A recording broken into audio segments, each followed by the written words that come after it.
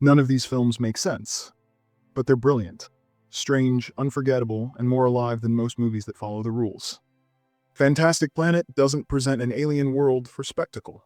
It presents one to unsettle. It's widely considered one of the strangest animated films ever made, both in tone and visual language. René Laloux's 1973 film drops humanity into a position of powerlessness, portraying humans as small, fragile beings controlled by enormous blue creatures known as drags. The style is unmistakable. Flat colors, cutout movement, surreal biology, and dreamlike landscapes create a world that feels distant and symbolic rather than literal. The animation doesn't mimic reality. It rejects it, shaping an environment governed by its own strange internal rules. Humans in this world aren't treated as equals. They're pets, distractions, or nuisances at best. That indifference becomes the film's quiet horror. There's no cruelty, no villain, just a vast imbalance of power so extreme that empathy becomes irrelevant. As the story unfolds, knowledge becomes a weapon and evolution a form of resistance.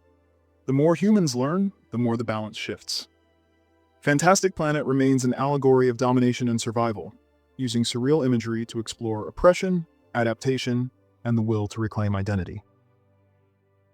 House doesn't behave like a traditional horror film. It behaves like imagination left unchecked. Nobuhiko Obayashi's 1977 cult classic was built from ideas taken directly from his young daughter, which gives the movie its unpredictable logic and chaotic sense of play. The story follows a group of schoolgirls who travel to a secluded house, only to encounter supernatural forces that ignore the rules of narrative and reality. A piano attacks, a severed head bites, and ordinary objects become unpredictable threats. The horror isn't grounded in realism. It's grounded in surreal exaggeration. Obayashi embraced visible effects, bold colors, abrupt edits, and strange transitions. Nothing is hidden, refined, or naturalistic. The artificiality becomes the point, turning the film into a live-action fever dream where imagination overrides structure. House stands as one of the most inventive and bizarre horror films ever released, a film that transforms fear into absurdity and refuses to behave in any predictable way. If you've seen Marvel's Iron Man, forget it. Shinya Tsukamoto's Tetsuo the Iron Man from 1989 flips the idea of transformation into something feral and nightmarish. This film doesn't unfold. It detonates and drags you into chaos. The story follows a seemingly ordinary Tokyo salaryman whose body begins mutating into scrap metal, wiring, drills, and industrial debris. The transformation isn't symbolic or controlled. It's violent, invasive, and relentless, turning flesh into machinery with no explanation or relief. What makes Tetsuo unforgettable is its energy. The editing jitters and snaps. The imagery feels metallic and abrasive. The soundtrack pounds like collapsing factory equipment. Everything feels unstable, aggressive, alive. That intensity comes from how it was made. Tsukamoto shot the film over 18 months in his tiny apartment. The cast and crew lived in that confined space, surrounded by wires, props, and stop-motion rigs. That physical claustrophobia bleeds directly into the film's atmosphere. The Iron Man remains a chaotic fusion of body horror, industrial cinema, and punk filmmaking. It refuses polish and coherence in favor of raw obsession, making it one of the most aggressively unforgettable experiments in underground film. Desire isn't always loud. Sometimes it hides beneath routine, respectability, and silence. Luis Buñuel's Belle de Jour from 1967 lives in that contradiction, following Séverine, a seemingly composed bourgeois housewife who secretly begins working at a high-end brothel while maintaining her elegant, structured domestic life. The film doesn't explain her motives. There's no clear psychological key, no defining trauma. Instead, the story operates in a space where fantasy and reality blur until one quietly infects the other. Severine's inner world is fragmented. Sadomasochistic daydreams, ritualized encounters, and imagined punishments appear without warning, never marked as real or imagined. Buñuel treats these fantasies not as aberrations, but as part of her identity. The contrast between her cold marriage and her hidden life exposes a private logic that only she understands. Her desire is neither moral nor immoral, it simply exists.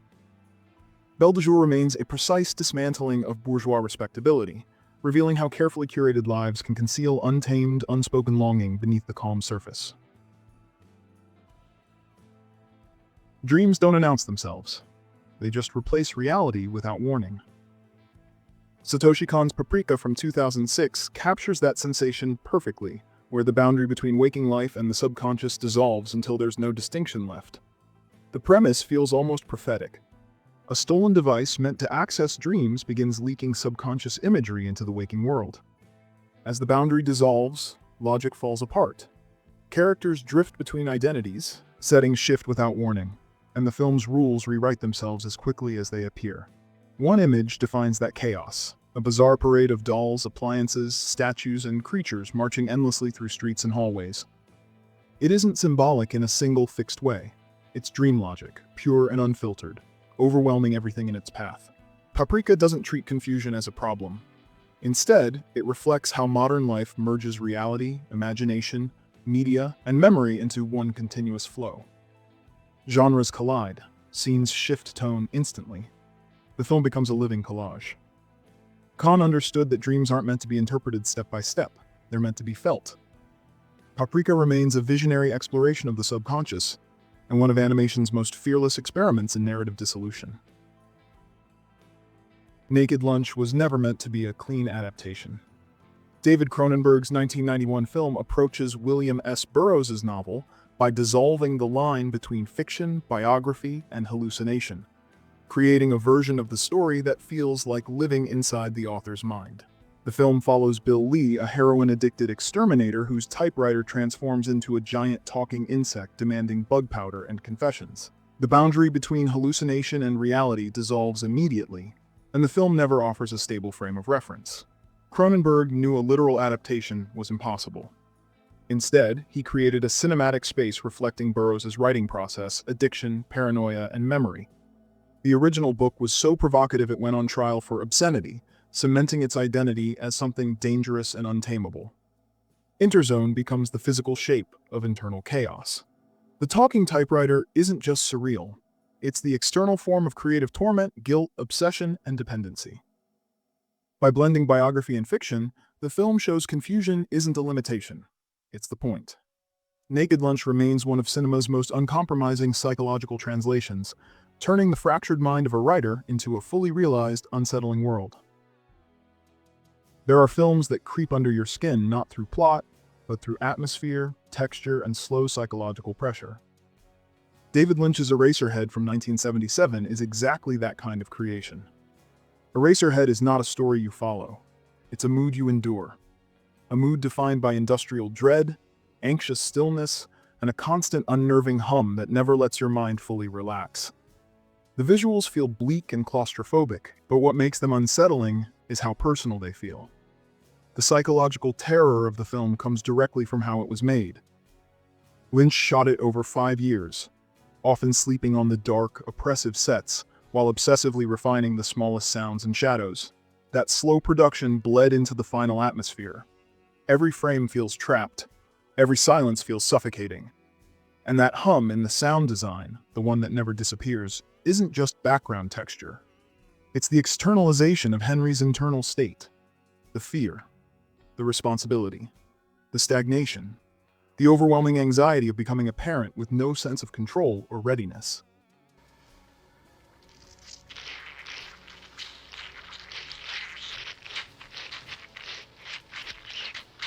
Eraserhead remains one of the purest expressions of cinematic nightmare logic. It doesn't explain, it doesn't guide, it just locks you in its world and waits.